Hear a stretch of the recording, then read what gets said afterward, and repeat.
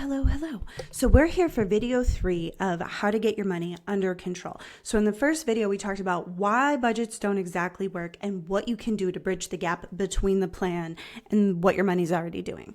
In the last video, the second video, we talk about how to really get into your transactions, what to look for, what to avoid looking for, so that way you can start to understand what you actually need to do, what actions, what behaviors, what habits you need to change to be able to get control over your money. So this is the third and final video that we will do in this little series about how to get control over your money. And I'm going to give you the process that I use with my clients to really get control over the spending.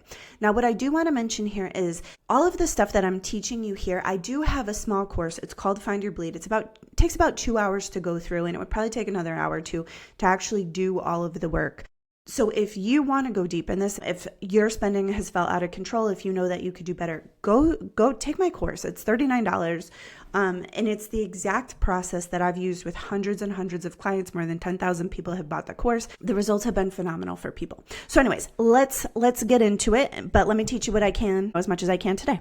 All right, so let's talk about this. Okay, so once we start to see what's going on in the transactions, we know where our money's going, then we can start to look at redirecting that money, right? So part of knowing how to spend is knowing how to spend on purpose, how to spend with intention, how to stop spending on purpose, and how to redirect money to say, all right, this money has been going towards this thing and we want it to go to this place instead. So that's a redirection, and it's more adds intentionality, but you don't actually get to necessarily, well, you do spend the same amount of money just in a different place.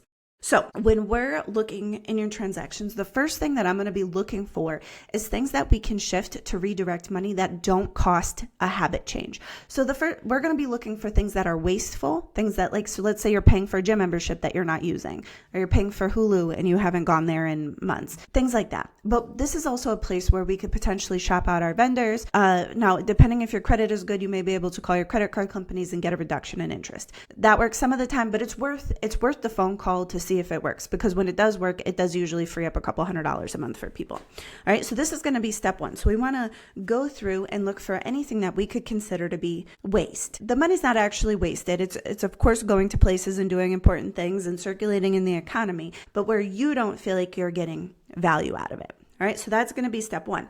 Now, the reason that we start there is because those are usually going to be one-time actions. It's going to be canceling the gym membership or canceling the Hulu membership. So I get to start to get some traction before I even have to change my behaviors. And that's really nice for people. That really helps to get some momentum before we've even given anything up.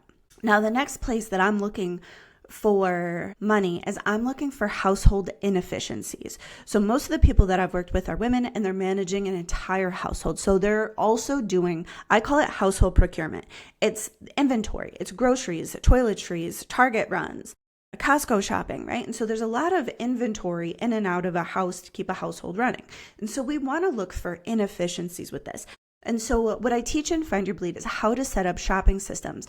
Now, the reason why this is so important is because, one, when we spend money in bigger amounts, we consciously look at it differently than when we spend very often in small amounts. Spending in very small amounts often leads to habit blindness, and that money doesn't mentally get checked. So if we spend less often in bigger amounts, we're more likely to be conscious of the spending. All right, so that's reason 1. Now, the second reason that this is so important is because oftentimes time, money, and energy are actually all three were scarce resources, right? So if you have a time problem, oftentimes you'll spend money to fix a time problem via convenience purchase, or you'll spend money to fix an energy problem. So for most of the people that I've worked with, I call it a cycle of busy, broken, exhausted. So we want to not just free up money, but we also want to free up time and energy. So household procurement is one of those places where we've been taught and socialized to do a lot of shopping, right? We've been taught, go to multiple grocery stores, go find the best deals, shop it out, right? And so we spend a lot of time and a lot of mental energy doing these things. Now, if we can cut those back and it's not about dollar amount, it's about the habits, right? So if we can shop less often, set up systems about buying clothes, or setting up systems for buying toiletries, potentially using delivery services where that makes sense. Those are all things that really, really help to get the money under control. All right, so that's step 2. And for most people, this saves money, but it also saves a ton of time and a ton of energy. Then we need to start looking at habits that feel like So like when we start to look at habits, we need to look at the trigger of the routine and the reward of the habits. And when we do that, then we can start to figure out what behaviors need to change and then replace those behaviors. Because if I was to just say, stop buying lattes, but you need a cup of coffee every morning, that's not going to work. It's not going to work. So we have to really look at replacing habit loops and making sure that we're still getting the reward that we want out of that spending habit.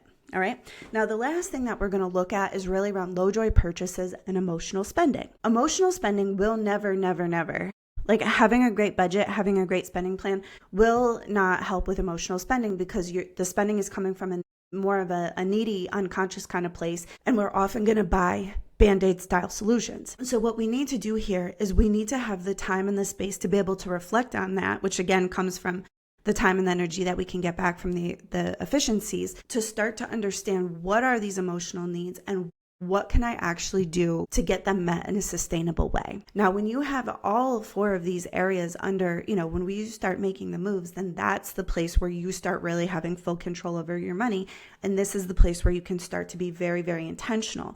Now, once you have control over your money, putting in place a system, I actually teach what's called the invisible system, and I'll make another series about that instead of budgets, because I find that budgets don't work for people. But once you have control over your money, something like a planning tool, like a budget, can start to work. Before you have control over your money, that's going to be pretty much off the table. So I love you very much. I want you to be rich. Please leave a comment. Please check out my Find Your Bleed course, and I will see you around. Bye, everybody.